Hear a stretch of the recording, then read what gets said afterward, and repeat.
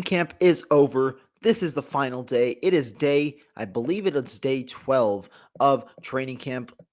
The title is wrong. Day 12 of training camp. Be sure to stay tuned. We've got a lot of information coming. I'm going to be breaking down everything from Trey Lance to the defense to the running game, all of it right after this.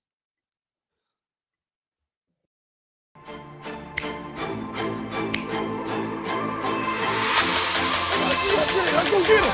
Let's go get him today, man. Let's go. Hey, double down 3. 1, 2, 3. Double down.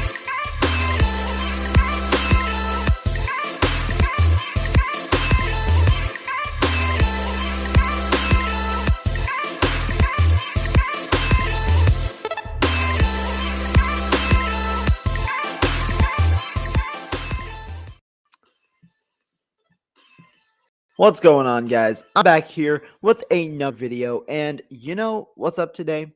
Well, we've got training camp day 12, and as I said, it's day 12. So, oops on the title. I'll change that in a minute. But thank you guys so much for tuning in. We've got a great episode for you today. I am back from training camp.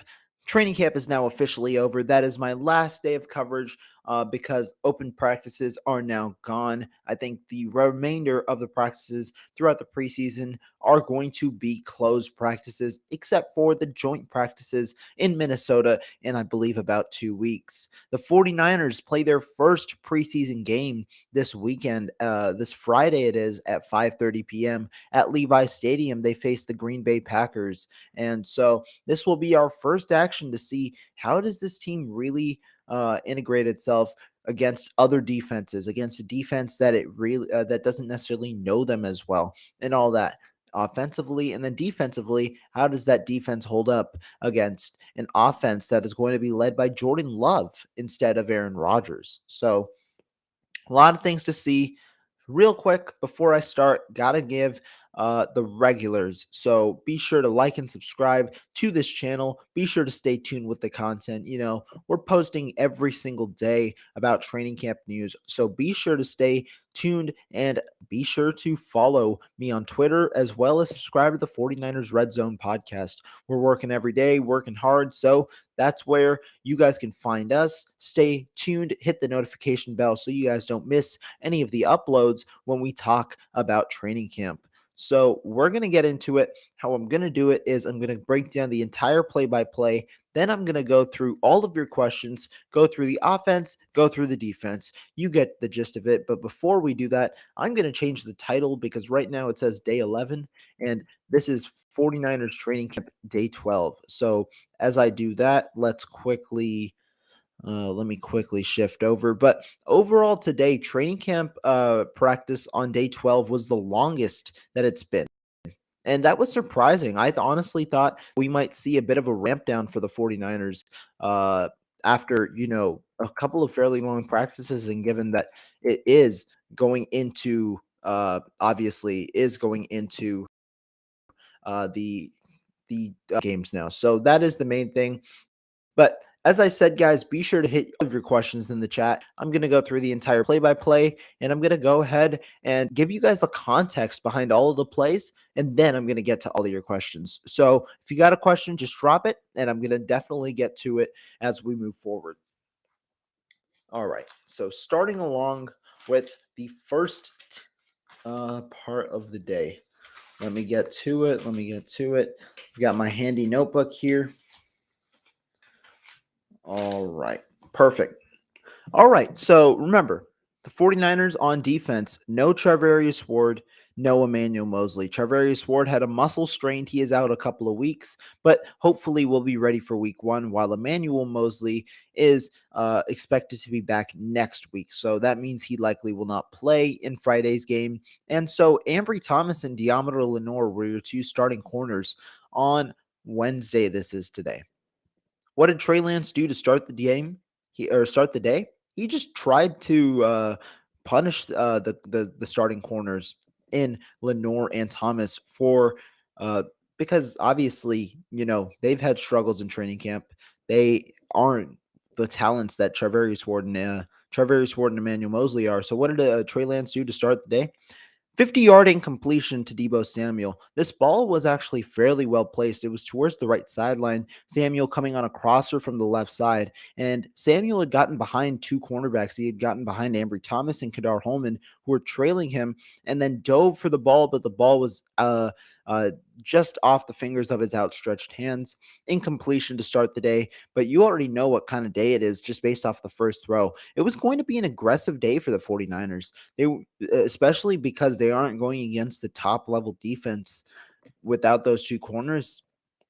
You're going to see the 49ers try and air it out a lot and just try and test a bunch of different stuff. So that was the first throw of the day. Trey Sermon got the next carry. He was the first team running back on Wednesday without Elijah Mitchell. Elijah Mitchell, I think, had a rest day. I will check after this, but I believe Elijah Mitchell had a rest day. So Trey Sermon was the first team running back, and then Jeff Wilson Jr. was also not there, meaning TDP got a good amount of carries, and Jordan Mason actually got some carries with the second team offense as well, alongside JaMychal Hasty. So Trey Sermon, second carry, tackle for loss of 2 yards on the play. Then on the third play, Tyrion Davis-Price was stuffed by Fred Warner for a 0-yard gain before another 0-yard gain on the fourth play. So running game, slow start. 3 straight runs, only -2 yards in total on those 3 runs.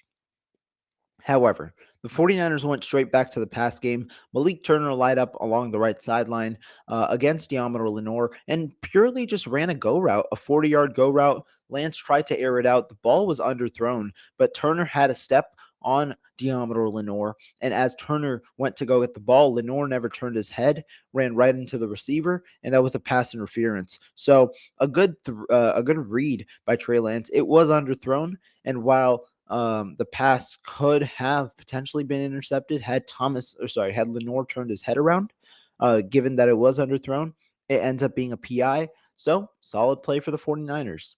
Then Tyrion Davis-Price got the next carry. He got a 5-yard gain to the left end. There were good blocks on the play by the left tackle and the left guard, allowing Davis-Price to get out there in space and utilize that quick burst of his for a 5-yard gain.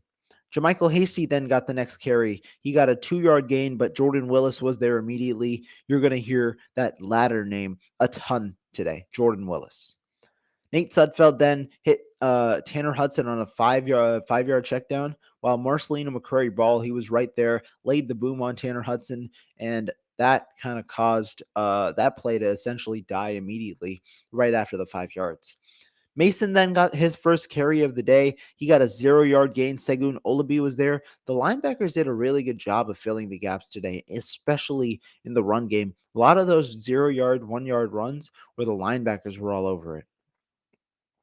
Brock Purdy came in then and completed his first pass, hit Tay Martin on a 15-yard crosser off a play-action bootleg, going to his left, then hit Tay Martin on a 15-yard crosser.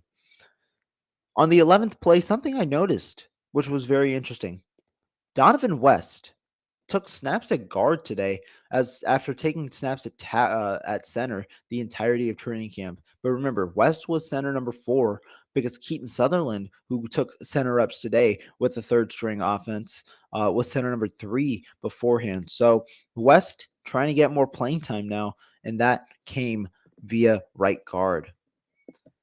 Jordan Mason, though, on the play got a 2 to 3 yard run. He had some elusiveness on the run, hence the 2 to 3 yard gain. But the one thing about Jordan Mason, at least that I noticed, which isn't surprising given his frame, he doesn't necessarily have that elite burst right off the line of scrimmage. Doesn't necessarily just change into full gear yet. And so that is something to watch as cut down to come. Trey Sermon then got a cutback for 5 yards on the next play. Went to his left, cut back to his right, got a good 5 yards on the play. Good job by Trey Sermon.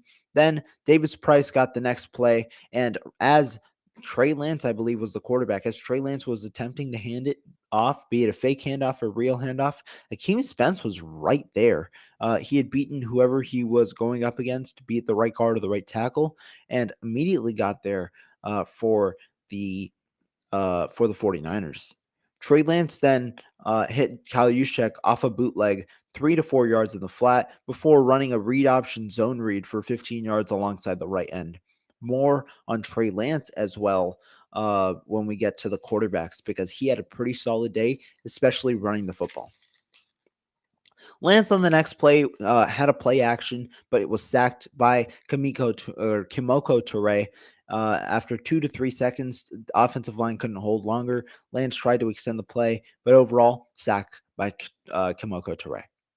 Jordan Mason took the next carry. He got about 7 to 8 yards. It was a good run by Jordan Mason. He moves very well. He cuts very well left and right. The only thing, like I said, is Jordan Mason's burst. Is he going to be able to be an NFL level running back with that burst, or will he? How will he adapt in a way to the NFL environment?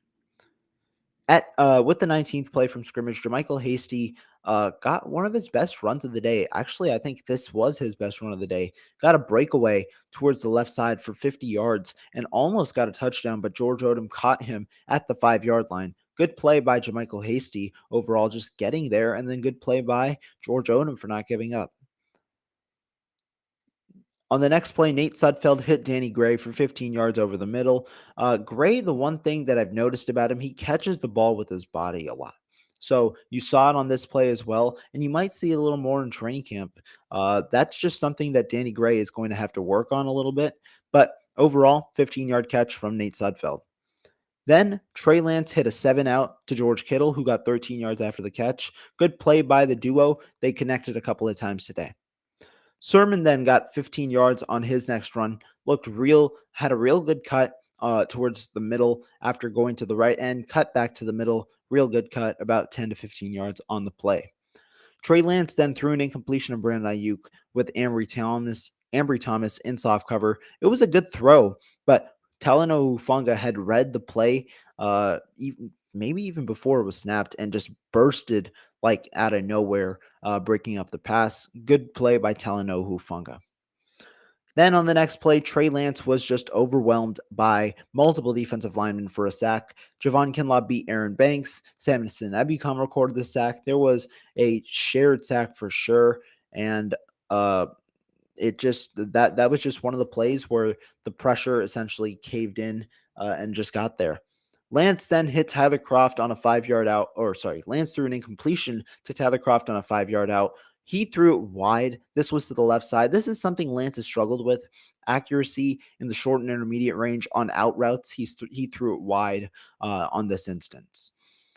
Sudfeld then tried to find Deebo Samuel over the middle for a 20-yard gain, but threw the ball too high, and Diamond Lenore was also in close coverage, so it probably had to be a perfectly placed ball if he wanted to get it into Deebo. Was a little high. On the next play, Nate Sudfeld was sacked by Charles Omenihu, who was there. Jawan Jennings did make a catch on the play, got 7 to 10 yards on the check back, but overall, I think Omenihu would have gotten there first. Then Jordan Mason got the next carry, got a yard to the left end, and Robinson was there. Brock Purdy then got 15, hit Raymond McLeod for a 15-yard catch. It was open. It was a good catch, and this duo continues to connect. Really, McLeod with any quarterback in this room continues to connect.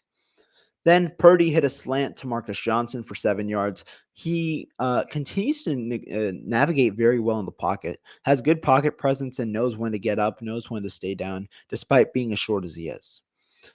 With the next play of scrimmage, Brock Purdy hit Brandon Ayuk for a touchdown on Quantrez night. 49ers seem to have called his number. It was a one-on-one play, even though it was somewhat of a pick. It was a one-on-one play. By pick, I mean not like a pick interception. I mean like a offense or tight end pick or an offensive line pick, but 30-yard touchdown on the play. Lance then came back and hit Kyle Juszczyk for 5 yards on the next play. And then the next play after that looked to Ray McLeod deep for 35 yards. However, in my opinion, it was a pass interference, and many others around me, it was a pass interference, and that should have been on Kadar Holman. On the next play, Trey Lance hit Jawan Jennings on a 5-yard out before throwing an incompletion to a wide open Trey Sermon on a 3-yard out the play after. Lance then was sacked by Toure on play 41 of scrimmage. Toure had a phenomenal day. today. It was a great performance overall by Kamoko Toure, be it outside, be it inside, be it rush, be it tackling, whatever it was a great day overall by Kamoko Toure. Then on the next play, let's see. Nate Sudfeld hit Ross Dwelly for a 7-yard gain. It could have been uh a sack, but I didn't think it was a sack, although Daniel Brunskill was pressured and put flat on his ass. Nate Sudfeld then sacked Kamoko Toure for what seemed like Toure's fourth or fifth sack overall on the day. Great day, like I said, for Toure. Now that wraps up the 11 on 11 section of the day. We can go on to the red zone section of the day, and then let me get to all of your questions. Starting off with the red zone, Trey Sermon got the first carry, carried for 1 yard to the right. I would have liked Trey Sermon on this play to cut it back. He's shown the ability to cut it back, but did not on this play. On this play, also, Alex Barrett beat Spencer Burford on a rep, which is why the lane was clogged a bit as well towards the right side. Lance then ran a zone read for 8 yards. This was a great job by Trey Lance. He understood the zone, like he understood the defensive look and just rushed up the gut for 8 yards. Great read by Trey Lance. On 3rd and 1, because it was 1st and 10, 2nd and 9, and now 3rd and 1, Trey Lance, sorry, my bad. Wrong Trey. Trey Sermon took the ball to the right end for an 11-yard touchdown. First drive for the offense was successful. On the second one, Tyrion Davis Price got the first carry, got 1 yard on the play, but Jordan Willis he was there. And then on the next play, Nate Sudfeld hit Tyler Croft for a 17-yard touchdown. Great throw from Nate Sudfeld. The defense bit. It was a play action play. The defense bit on the outside zone, and then Sudfeld obviously faked the handoff, rolled out to his left. Croft was open, streaking across the field, and it was a touchdown. First team offense came back in. Trey Lance first play got a 0-yard run on a zone read. In my opinion, he should have given this ball up to the running back. It would have gotten the 49ers a couple of yards, but he was immediately stuffed by the defensive line on this zone read. You see a lot of zone read plays by Trey Lance today. I think a majority of them, he made the good decision. This was one of the minority where he didn't make the best decision. On 2nd down and 10, Trey Sermon ran for 7 yards, setting up a 3rd and short. Another great run from Trey Sermon. And on 3rd and 3, Trey Lance hit Kyle Juszczyk on an out route for a first down. It was a play action play, setting up 1st and goal at the 5, where Trey Lance threw an incompletion on play action. Nick Bosa batted the pass in the air. And then, so essentially what Trey Lance needed to do was either throw that ball sidearm or throw that ball sooner. But overall, fine throw there. The target itself was a good target. It's just he couldn't get the throw over Bosa.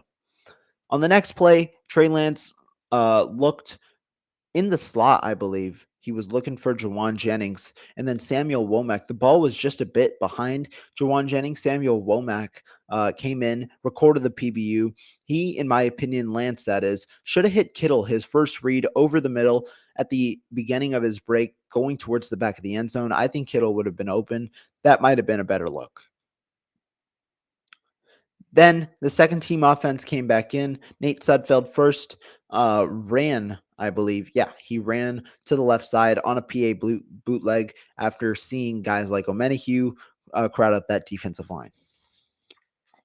Then Sudfeld hit Malik Turner on a slant route for 15 yards. Good camp for Malik Turner for sure.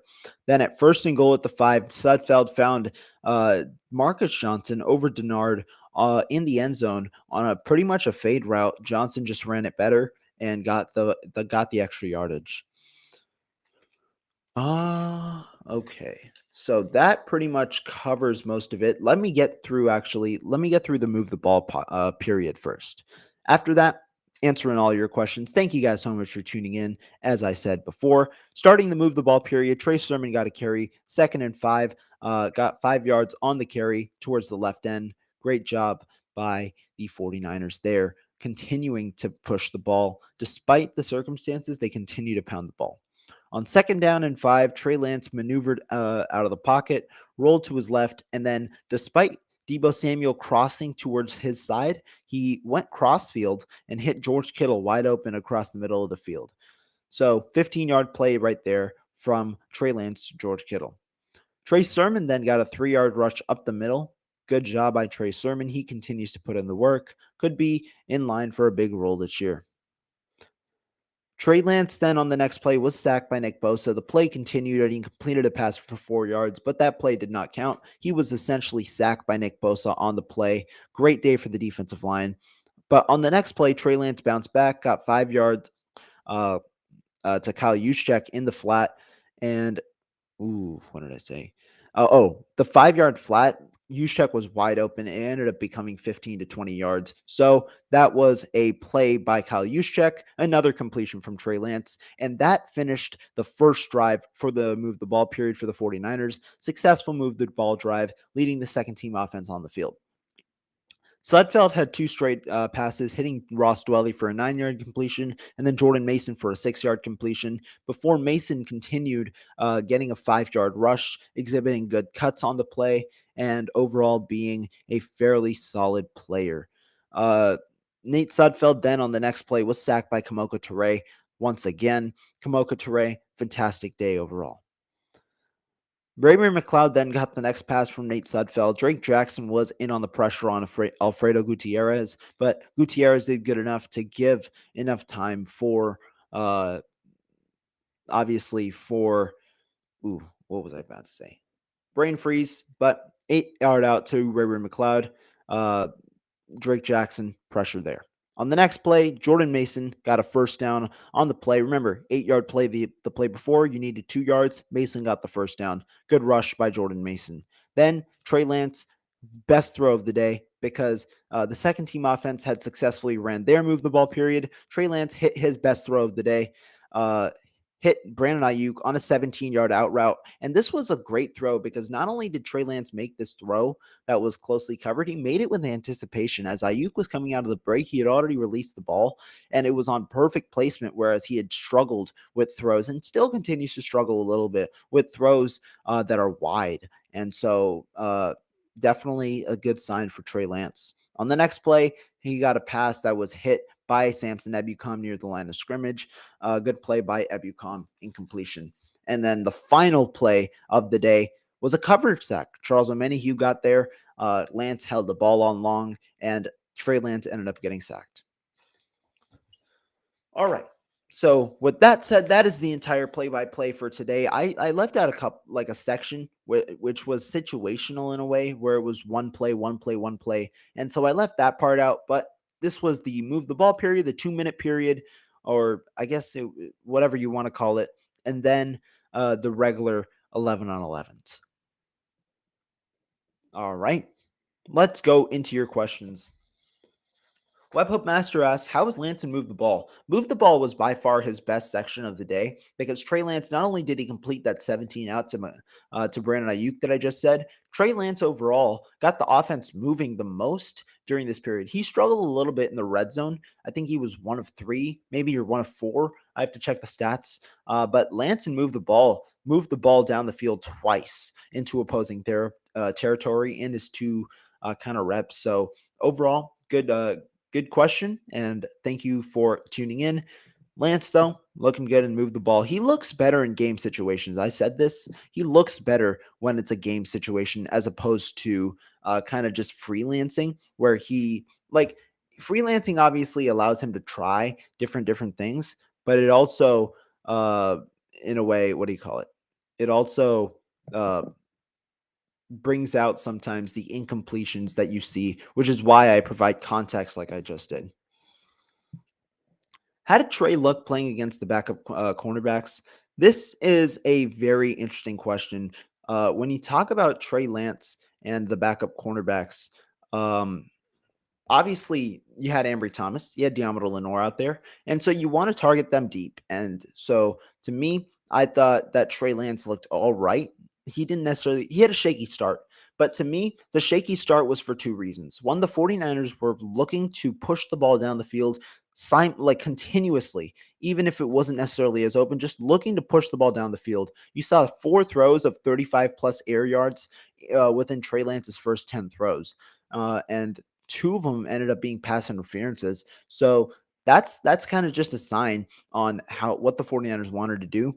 Additionally, some of the plays had sacks because Lance was looking, either it was because Lance just didn't have enough time or receivers weren't getting open. So some of the plays ended up in sacks. And that is when a play really doesn't matter because that play is essentially dead. So I didn't really look towards those plays and try and count them in my own statistics because I thought that those plays don't count. So there is certainly context that's required because if you get sacked, throwing a 70-yard deep bomb isn't a big deal. So to me, I thought Trey Lance was up and down, but I thought he looked much better and much more comfortable in move the ball situations, in the 2-minute tempo situations, and he just looks better when there's a game plan and when he's in rhythm, most importantly.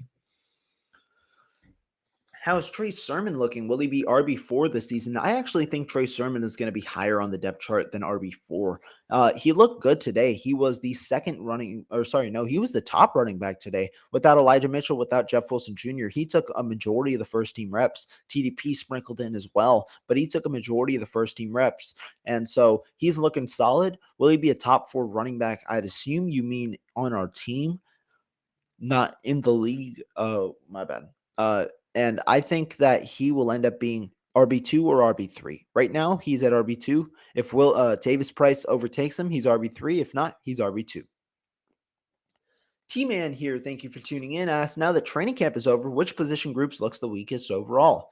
This is a very good question. Like a lot of people would point to slot cornerback, right? But I think honestly, I'm a lot more confident in Samuel Womack now.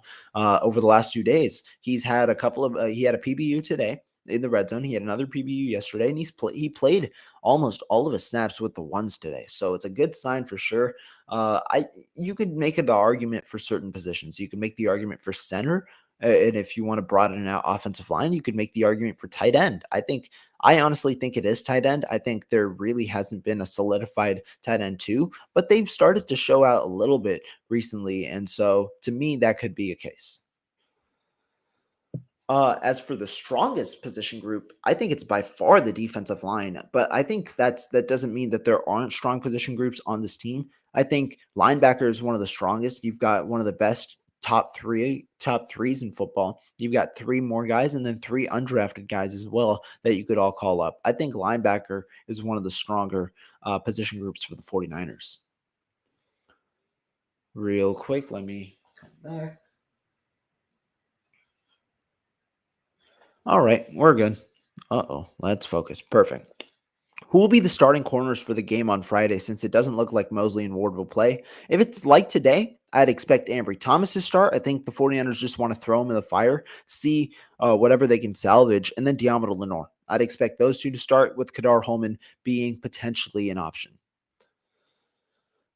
Webhook Master says David Lombardi of The Athletic plays better when he has a couple of run plays so he can settle in. Do you agree? I don't necessarily think it has to be run plays, but I think plays on the move where Lance is utilizing his legs, be it a play action play, be it a bootleg, be it some play where Lance is able to be in his comfort zone, which is on the move in a way. And so to me, I think he does. I mean, if we're talking about the small sample size, yes, he's played better when he has a couple of run plays.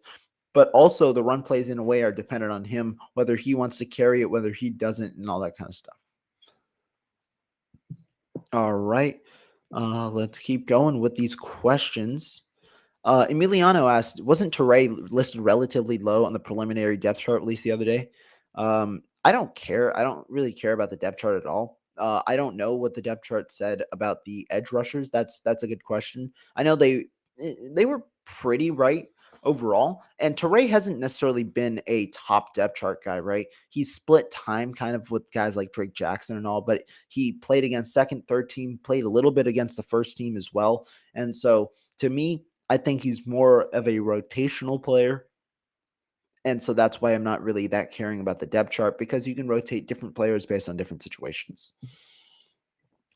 Carlo asks again, is Lance looking faster than last year? I've heard others say, well, I said this actually. I've actually said this, and the reason being, it's not like he grew legs magically, but he's more comfortable. He's not as hesitant when he runs this year as opposed to last year. And when he was that hesitant last year, at least when he was hesitant last year, like it just made him look slower. And now he's not hesitating. He's running when he needs to run, passing when he most likely wants to pass. And so those are it's a interesting question. I don't think he's necessarily faster, but he looks the part at least, just given how he's playing. Mariah, I got to give you a shout out. Thank you for tuning in. Uh, T Man asks, how did Jason Poe look today? Poe actually looked pretty good here. I'll pull up the one on ones. I think he went through 3 or 4 one-on-one reps overall today, and he lost only one of them. Poe has been a one-on-one rep machine over the last couple of days. Just great practice. He's been fairly solid. The only question right now is his size, in my opinion, because defensive linemen can obviously block the passing lanes if uh, given how small Jason Poe is, but he's looked fairly solid so far today. Web Up Master asks, Jalen Moore is injured. Do you know when he'll be back? I don't. It was a lower leg strain. I believe he should be put on IR, and I believe that he can probably come back within the first 4 3 weeks. That's all, though. Howard Blake asks, is D.D. Westbrook on the team? Not really. No. Today was the only practice Lance look question mark. So he can only play backups. LOL. If you're talking about looking good, he played really well the practice before as well. Emmanuel Mosley was in attendance, and yeah, he's had great practice. He's had up and down practices, but overall, I think Trey Lance has looked all right, and I think there's optimism heading into 2022. Uh, Nick here asks, any chance Darquez Denard gets some play at outside corner with the lack of quality? I don't think so. There's a reason they cut Leon O'Neal Jr. today because they needed cornerback depth. So they signed Ken Crawley, a guy who's just been a veteran, and he immediately just slots in the group right now. So I don't think you see Denard play as much outside. I think it's more so the zone still. Carlos asks, who is leading the center competition? This is a good question. I think honestly right now it's Jake Brendel, but they have been doing musical chairs to the point where you can't really have a definite conclusion. They have changed every single day at the center position in terms of who's starting, which you can see is a good thing or a bad thing, up to you. But to me, I think that it's Brendel right now with Brunskill at 2. Got to give a shout out to Dion. Thank you for tuning in, as well as Paul. Thank you for tuning in. How old am I? You can check my Twitter bio. Check the first post, the pinned post, and you're gonna see an interesting answer to that question. Paul asks, look like Womack had a good camp. What did you think? Overall, good camp. I think Womack had a fine camp so far. So fine overall. Um, I don't think that Womack like it, it's interesting, right? Because when you talk about reps, right? Reps and performance are two different things.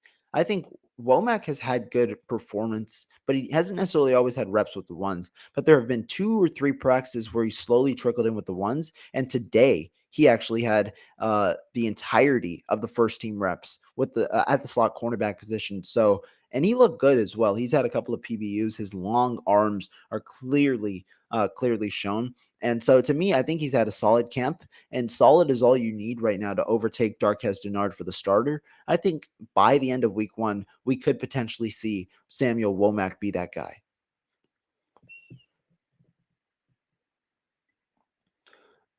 Evan, or I believe it's Evan. Hopefully, I'm not saying it wrong. Thank you for subscribing the chat to the channel. But right now, we cannot super chat right now just because we do not have 1,000 subscribers yet. I believe we don't have 1,000 subscribers. I don't know how many I have right now, but we cannot super chat. But if you would like to donate, there is a donation link that I can drop. But overall, thank you for tuning in and thank you for subscribing. Uh, and I think that is all the questions for now. Ooh, actually, I want to try this. I want to try the chat overlay because I want to see how this goes. Let's see if this outlook is a little better. Ooh, there we go. challenges to get me to 1,000. I'm hoping that we get to 1,000. And I have 666. Thank you, Niner Gang Podcast. So we are 2/3 of the way to 1,000. Thank you guys for subscribing. And uh, Evan, you were the guy to get us to 2/3 of the way. Um, Going on with the questions, we got two more here. How does Aaron Banks? How do I feel about him?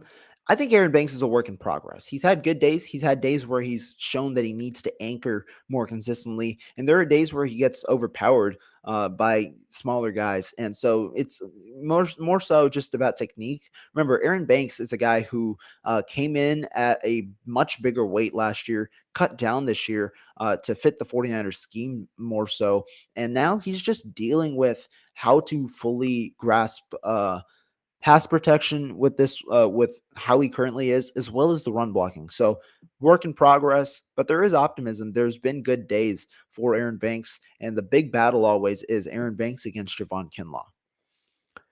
Coach coming in asking how his Castro Fields looked. Honestly, today I looked at Castro Fields a solid amount. The one question I've had about Castro Fields is how can he hold up in the deep, covering deep, because that requires your hips to be turned, which Castro Fields doesn't necessarily always have the best hips as of now. And it also sometimes Castro Fields will hold. He has the requisite speed, but he'll hold when trying to be too grabby in press technique. But today, Castro Fields was on certain reps, Castro Fields was step in step with his guy without holding at all, which was a added benefit because he had been doing so earlier in the week. So Castro Fields looking solid so far. I think that is all the questions. So let me get real quick right into the offense versus the defense today. All right, offense. Push the ball down the field a ton today. That's the big kind of story about the offense. They were able to push the ball down the field, and sometimes it wasn't consistently happening. Right, Trey Lance. First scrimmage, 4 of 10. I believe I have him at 9 of 19 or 9 of 18 or something like that. I'll get the full stats and I'll publish them on Twitter. But overall, near 50% completion percentage on the day. A lot of throws down deep. But when it really mattered, Trey Lance started getting the ball moving a lot more efficiently. And that's in the move the ball period. When he was tasked with getting first downs, he consistently was able to convert, which was a very similar norm to yesterday when he went 14 to 17 and was able to convert on all three of his third down conversions as well. So it is an important thing. And I think that Trey Lance right now, I didn't really care how he performed in that first half of the practice just because it was a different form of install for the offense. It's a bunch more deep throwing, and also some of the plays just came off of sacks. And so to me, I wasn't really, I didn't really care about how Trey Lance, if it was off target on, or I mean, I cared that if it was off target or on target, but I didn't really care about a completion percentage nonetheless. One thing about Trey Lance though today is like stretching the field will help the run game. And so if you can consistently start hitting downfield, it's going to force defenses to backpedal a lot more and get your run game a little more going. And that's the bread and butter. The 49ers offense went through its run game today. There were a couple of good breakaways. Yesterday, Jeff Wilson Jr. was the breakaway guy. He broke away for a near touchdown, broke away for a couple of plays. But today, it's kind of a committee. And so I think that there was a great running back. Like the room itself was good, especially because we didn't have guys like Elijah Mitchell or Jeff Wilson Jr., two of your top four running backs at the moment on the field. So good day for the running game. And Trey Sermon continues to look good. TDP, that burst continues to be there. Jordan Mason is the other guy, right? And the one question I have about Jordan Mason is, will the 49ers be fine with his kind of it's not lack of burst, but I think his burst compared to everybody else off the initial jump is a little slower. And so to me, will the 49ers be fine with that given all of his other positive attributes, or will they go elsewhere?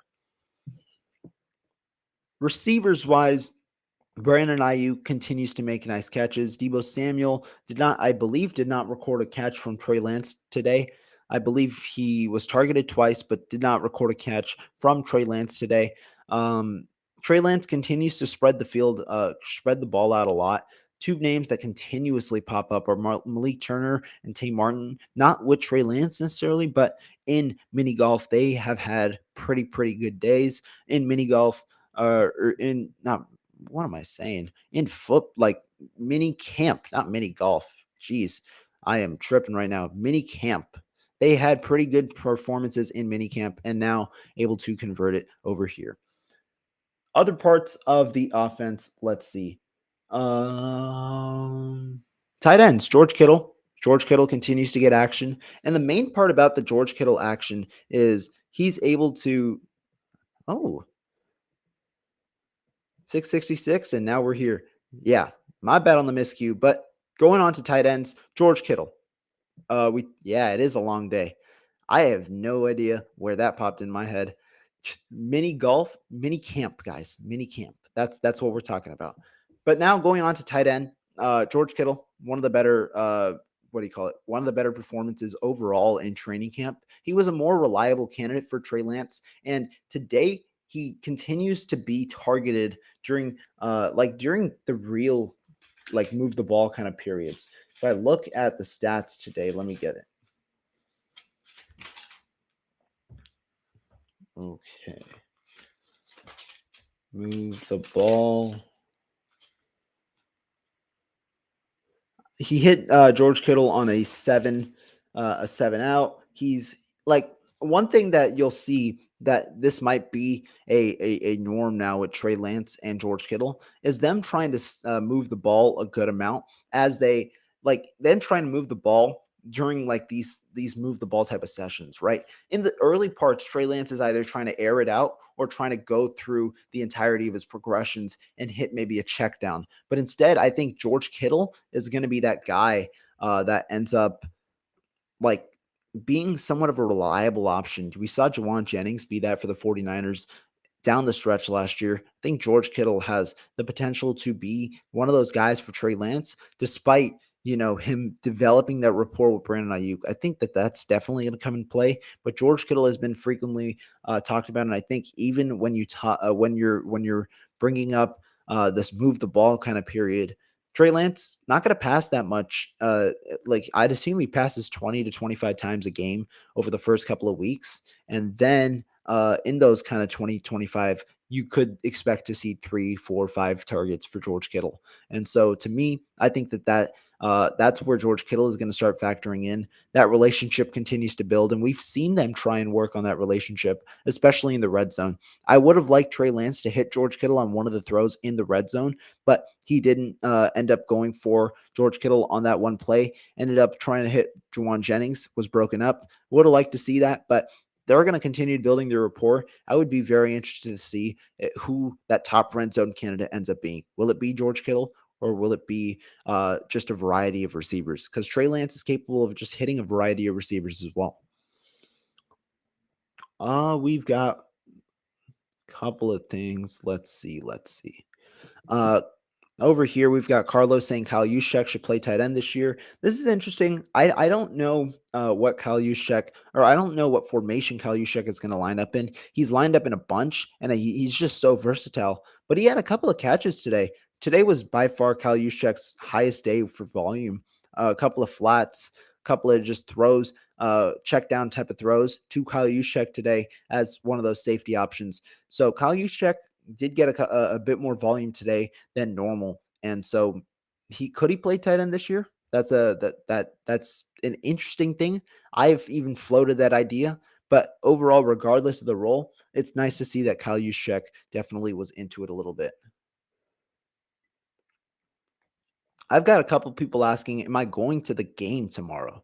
I currently don't know, but I will probably. If I do, I'll probably end up tweeting it out. Draco says, "Is it realistic that to say we have a chance to start 6-0?" Um, I wouldn't say realistic to start 6-0, just given the brunt of our schedule. Right, we face the Rams and the Denver Broncos, but I think it's definitely realistic to say we could have a winning record and maybe even go 5-1 during that period. However, I think we also want to temper expectations early. Just wait and see what the mold of this roster will be. But know that this elite defense has a potential to take us to a high winning record early on in the season, especially because we play the Bears week one. We I think we play the Falcons and the Panthers in week 5 and 6. We play obviously the Seahawks in week four, or sorry, week two. And so those four games are easily winnable for the 49ers. The two games are the two games in the middle. And if you lose both of those games, win the other four, like Draco says, you're 4-2. And I think the 49ers need to bank on winning most of those games, those the games that are easier, obviously, on their schedule because of how tough their schedule ends up being. Howard asks, will Stafford score over 400 yards against the Niners this upcoming game? I'd assume in one of the two games he's asking. This is interesting. I personally will not say I don't think so. I think 400 yards is a tough feat, and given the pass defense that the 49ers have, and also given that the game is likely to be close, I don't think it's going to be purely passing. And so to me, I don't think Matthew Stafford will get 400 yards in a game against this passing defense, especially. Moving on to the defense for today's practice, got to talk about that defensive line. That defensive line is just spectacular today. A lot of sacks. Charles Omenihu got in the action. Kamoko Ture had like 4 or 5 sacks. A couple against the first team, a couple against the second team, a couple against the third team, primarily against the top two. And so you had a lot of guys get in the backfield. Drake Jackson had a pressure on Alfredo Gutierrez, like I mentioned before. I mentioned Omenihu. Jordan Willis was in the backfield consistently in the run game, one of the better run defenders on this team. Samson Ebukam was there for a good amount. He was winning against everybody for a good portion of time. There were so many names today in the backfield, just to mention, and it's both regular sacks, it's both coverage sacks. And one thing I want to note is the 49ers, they were subbing in their second team offensive line against the first team defense and vice versa at times. So you would not necessarily see your regular starters on the offensive line going against top tier talent. And so to me, that's the defensive line bi- biggest winner of the day for sure. Had the best performance, but the linebackers were close. Linebackers had a really good day, filling in the run game, getting 0, 1, 2 yard runs by getting to the edge. Overall, just getting up in general. And so to me, I thought the linebackers are looking really good. You saw plays from Fred Warner consistently. Fred Warner is honestly one of the most underappreciated players in general. Just his ability to be at the right spot at the right time and his awareness is just so vital for this team, not only in pass coverage, but also in the run game. And you consistently see that in practice where Fred Warner is the guy being there. Not only is he the energy on the team, the leader on the team, but he's also there as well. And one other thing about the linebackers, let me look at my notes because I know I had another standout player on the day. Let's see. Ooh. Oh yeah, there was a nice play by Demetrius Flanagan-Fouts on the edge, just getting there. But overall, the norm with these linebackers is you get these guys who are just so fast and able to move in space. And what happens when you have these fast guys for the 49ers at the linebacker position? They're able to not only shoot the gaps and get 0 yard gains up the middle and up the edges, but they're also able to hit the sidelines, right? And beat sometimes beat these guys, beat these running backs to the spot, getting them for a loss of one, getting them for a 0 yard gain or even a 1 yard gain. The one other thing I want to say, Javon freaking Kinlaw. Wow. Javon Kinlaw. There was one play in general today where he just amazed me. There was a Trey Sermon run, and he was running pretty fast alongside the left sideline. Javon Kinlaw is just sprinting, and he is step in step with Trey Sermon going. Sermon just barely got by him, but a 6'6", 320-pound guy running like that, That was the fastest I've ever seen a guy of that caliber move. Javon Kinlaw is just a freak athlete, just an amazing talent. Not like he's super raw, right? Don't get me wrong, but talent wise, in terms of the traits that he has, wow, they're just off the charts. It's like, you know, a solid uh outing for Javon Kinlaw to be able to what do you call it? To be able to run like this, to be able to be in this type of shape. Javon Kinlaw, he's another winner of camp so far. I think that's it kind of on the defensive back or defensive linemen and the linebackers. Defensive backs, I'm not too worried about Trevarius Ward, Emmanuel Mosley missing practice. Gives you a chance to see what you have in the other guys. Tariq Castro Fields has stood out to me at least. I think that he's been a guy who deserves in a way a chance to make this 53-man roster. He's been a guy who's looked pretty good overall, and I think this is going to be one of the harder position groups. There are two position groups, in my opinion, that are going to be really hard to cut down. And that's cornerback, or three actually. That's cornerback, offensive line, and running back. Specifically, how many offensive linemen do you carry? Is it 8 or 9? And running back, who's going to be that fourth guy? Because you got three locks in TDP, Sermon, and Mitchell. Who's going to be that fourth guy? And then at cornerback, how many do you carry? Do you carry Jason Verrett? A lot of unanswered questions right now, a ton of them. And so right now, Trevarius Ward, Emmanuel Mosley out, which means everybody else on the depth chart fighting for a roster spot is going to get their chance to improve, chance to showcase their talents right now. And that is going to be something that I'm very interested to see in preseason. Today, Ambry Thomas, Deommodore Lenoir started. Both didn't really have great days. Both gave up a couple of catches overall. Maybe, I think 2 per is what I saw overall.